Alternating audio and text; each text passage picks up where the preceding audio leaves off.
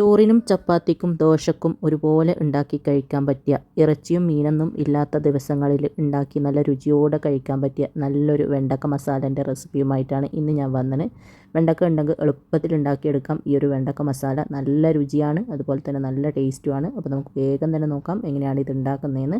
Video ഇഷ്ടപ്പെടുകയാണെങ്കിൽ മറക്കാതെ like ചെയ്യാനും ഷെയർ ചെയ്യാനും, സബ്സ്ക്രൈബ് ചെയ്യാതെയാണ് കാണുന്നതെങ്കിൽ സബ്സ്ക്രൈബ് ചെയ്ത് സപ്പോർട്ട് ചെയ്യാനും മറക്കരുതേ. അപ്പോൾ ഈ ഒരു വെണ്ടക്ക മസാല റെഡിയാക്കാൻ വേണ്ടിയിട്ട് ആദ്യം തന്നെ നമുക്ക് വെണ്ടയ്ക്ക ഒന്ന് വഴറ്റിയെടുക്കണം. അതിന് വേണ്ടിയിട്ട് ഞാൻ ഇതുപോലെ ഒരു പാൻ അടുപ്പിൽ വെച്ചിട്ട് ഒന്ന് ചൂടാക്കിയിട്ടുണ്ട്. അതിലേക്ക് 1 ടേബിൾ സ്പൂണോളം ഓയിൽ ഒഴിച്ചു കൊടുക്കാം. ഓയിലൊന്ന് ചൂടായി വരുമ്പോൾ ഒരു 1/4 കിലോ വെണ്ടക്ക നന്നായിട്ട് കഴുകി തുടച്ചതിന് ശേഷം ഒരു വെണ്ടക്കനെ 2ആയിട്ട് കട്ട് ചെയ്തെടുത്തിട്ടുണ്ട്. വെണ്ടക്ക നിങ്ങൾക്ക് എത്രയാണോ വേണ്ടതെന്ന് വെച്ചാൽ അതിനനുസരിച്ചിട്ട് എടുക്കുക.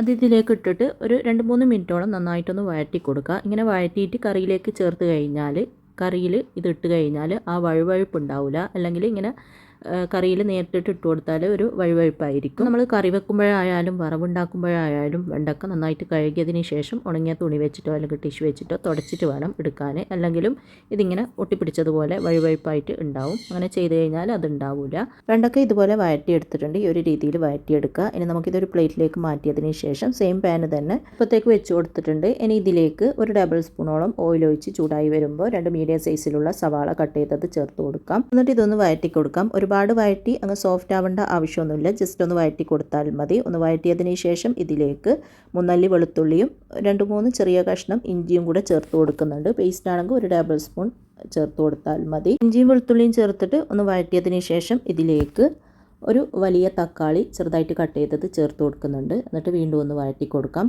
തക്കാളിയും ചേർത്തിട്ട് ഒരുപാടങ്ങ് വഴറ്റി സോഫ്റ്റ് ആവേണ്ട ആവശ്യമൊന്നുമില്ല. ജസ്റ്റ് ഒന്ന് വഴറ്റി കൊടുക്കുക. അപ്പോൾ ഇത് തക്കാളി കൂടെ ചേർത്തിട്ട് ഒന്ന് വഴറ്റിയിട്ടുണ്ട്. ഈ ഒരു രീതിയിൽ വഴന്നാൽ മതി കേട്ടോ. ഒരുപാടങ്ങ് വഴറ്റി സോഫ്റ്റായി കിട്ടേണ്ട ആവശ്യമൊന്നുമില്ല. ഈ ഒരു രീതിയിൽ വഴന്ന് വരുമ്പോൾ ഇതിലേക്ക് 1 ടീസ്പൂൺ മഞ്ഞൾപ്പൊടിയും 2 table spoon Kashmiri red chilli പൗഡറും 2 ടേബിൾ സ്പൂൺ മല്ലിപ്പൊടിയും 1 ടേബിൾ സ്പൂൺ സാമ്പാർ പൗഡറും കൂടെ ചേർത്തിട്ട് നല്ലതുപോലെ ഒന്ന് വഴറ്റി കൊടുക്കാം. സാമ്പാർ പൗഡർ കയ്യിലുണ്ടെങ്കിൽ ചേർത്ത് കൊടുക്കുക, ഇല്ലെങ്കിൽ ഒഴിവാക്കാം. ചേർത്ത് കഴിഞ്ഞാൽ നല്ല ടേസ്റ്റാണ്. അപ്പോൾ പൊടികളെല്ലാം ചേർത്തിട്ട് നന്നായിട്ടൊന്ന് വഴറ്റി കൊടുക്കുക. ആ ഒരു സമയത്ത് തന്നെ ഞാൻ ഇതിലേക്ക് കുറച്ച് ഉപ്പും കൂടെ ചേർത്ത് കൊടുക്കുന്നുണ്ട്. അല്പം ഉപ്പും കൂടെ ചേർത്തിട്ട് വീണ്ടും ഒന്ന് വഴറ്റി കൊടുക്കുന്നുണ്ട്. അങ്ങനെ എല്ലാം കൂടെ ചേർത്തിട്ട് നന്നായിട്ടൊന്ന് വഴറ്റിയെടുത്തിട്ടുണ്ട്. പൊടിൻ്റെ ആ ഒരു പച്ച ടേസ്റ്റെല്ലാം മാറുന്നത് വരെ ഒന്ന് വഴറ്റിയതിന് ശേഷം നമുക്ക് അടുപ്പ് ഓഫ് ആക്കിയിട്ട് ഇത് ചൂട് പോകാനായിട്ട് മാറ്റി വെക്കാം. ചൂട് പോയതിന് ശേഷമാണ് നമ്മളിത് അരച്ചെടുക്കുന്നത്. അപ്പോൾ ഇത് അത്യാവശ്യം നല്ലതുപോലെ ചൂടെല്ലാം പോയിട്ടുണ്ട്. ഇനി നമുക്കിതൊന്ന് അരച്ചെടുക്കാം. അതിന് വേണ്ടിയിട്ട് ഇതുപോലെ ഒരു മിക്സിൻ്റെ ജാറിലേക്ക് ഇത് മുഴുവനും ഇട്ട് കൊടുക്കാം. മുഴുവനും മിക്സിൻ്റെ ജാറിലേക്ക് ഇട്ട് കൊടുത്തതിന് ശേഷം ഇതിലേക്ക് 1/4 കപ്പിലും കുറവായിട്ട് കുറച്ച് വെള്ളം ഒഴിച്ചിട്ട് ഇത് നല്ല ഫൈനായിട്ട് അരച്ചെടുക്കാം. വെള്ളം കൂടിപ്പോകരുത്, അല്പം ഒഴിച്ച് കൊടുത്താൽ മതി, ഒന്ന് അരിയാൻ വേണ്ടിയിട്ട് മാത്രം. ഇനി കറി റെഡിയാക്കി എടുക്കാം. അതിന് വേണ്ടിയിട്ട് പാൻ അടുപ്പിൽ വെച്ചിട്ടൊന്ന് ചൂടായി വരുമ്പോൾ 2 ടേബിൾ സ്പൂണോളം ഓയിൽ ഒഴിച്ച് ചൂടാക്കുക. അതിലേക്ക് 1/4 ടീസ്പൂൺ ചെറിയ ജീരകം ഇട്ടിട്ട് ഒന്ന് മൂത്ത് വരുമ്പോൾ ഇതിലേക്ക് നമ്മൾ അരച്ചെടുത്ത ആ ഒരു അരപ്പ് ചേർത്ത് കൊടുക്കുക. അരപ്പ് ചേർത്തതിന് ശേഷം ആദ്യം നന്നായിട്ട് മിക്സാക്കി കൊടുക്കുക. നല്ലതുപോലെ ഒന്ന് മിക്സാക്കി ആ ഒരു അരപ്പൊന്ന് തിളക്കണം. അതിന് ശേഷമാണ് നമ്മളിതിലേക്ക് വെള്ളം ഒഴിച്ച് കൊടുക്കുന്നത്. ആദ്യം അരപ്പ് ചേർത്തിട്ട് നന്നായിട്ട് മിക്സാക്കി നന്നായിട്ട് തിളച്ച് ആ ഒരു എണ്ണയെല്ലാം ഇതുപോലെ സൈഡിൽ നിന്നെല്ലാം തെളിഞ്ഞ് വരുന്ന ആ ഒരു രീതിയിൽ ആവുമ്പോൾ നമുക്കിതിലേക്ക് മിക്സിൻ്റെ ജാറിലേക്ക് 1/2 കപ്പോളം വെള്ളം ഒഴിച്ചിട്ട് നന്നായിട്ട് മിക്സാക്കിയിട്ട് അത് ഇതിലേക്ക് ഒഴിച്ച് കൊടുക്കാം. അപ്പോൾ ഇതാ വെള്ളം ഇതിലേക്ക് ഒഴിച്ച് കൊടുത്തിട്ടുണ്ട്. പിന്നെ അല്പം പുളീൻ്റെ വെള്ളം കൂടെ ഒഴിച്ച് കൊടുക്കുന്നുണ്ട്. നന്നായിട്ട് കഴുകിയെടുത്ത പുളിയിലേക്ക് വെള്ളം ഒഴിച്ചിട്ട് നല്ലതുപോലെ ഒന്ന് മിക്സ് ചെയ്തിട്ട് ആ ഒരു വെള്ളവും കൂടെ ഇതിലേക്ക് ഒഴിച്ച് കൊടുക്കുന്നുണ്ട്. എത്രയാണോ നിങ്ങൾക്ക് വേണ്ടതെന്ന് വെച്ചാൽ അതിനനുസരിച്ചിട്ട് ചേർത്ത് കൊടുക്കുക. പുളിയെല്ലാം നിങ്ങളുടെ ഇഷ്ടത്തിനനുസരിച്ചിട്ടായിരിക്കണം ചേർത്ത് കൊടുക്കേണ്ടത്. ഓരോരുത്തർക്ക് നല്ലോണം പുളി ഇഷ്ടമായിരിക്കും, ഓരോരുത്തർക്ക് പുളീൻ്റെ ആ ഒരു ഇഷ്ടം കുറവായിരിക്കും. അതുകൊണ്ട് അത് നിങ്ങൾ നോക്കിയിട്ട് ചെയ്യുക. പുളിയും കൂടെ ഒഴിച്ചിട്ട് നന്നായിട്ട് മിക്സാക്കി കൊടുത്തിട്ടുണ്ട്. പിന്നെ ഉപ്പെല്ലാം നോക്കിയിട്ട് വേണമെങ്കിൽ ഉപ്പും കൂടെ ചേർത്ത് കൊടുക്കുക. നമ്മളിത് വഴറ്റുന്ന സമയത്ത് ആദ്യം ഉപ്പ് ചേർത്ത് കൊടുത്തതാണ്. അപ്പോൾ നോക്കിയിട്ട് വേണം ചേർത്ത് കൊടുക്കാൻ. അപ്പോൾ ഉപ്പും കൂടെ ചേർത്തിട്ട് നന്നായിട്ട് മിക്സാക്കിയതിന് ശേഷം ഇത് അടച്ച് വെച്ചിട്ട് നല്ലതുപോലെ ഒന്ന് തിളപ്പിക്കുന്നുണ്ട്.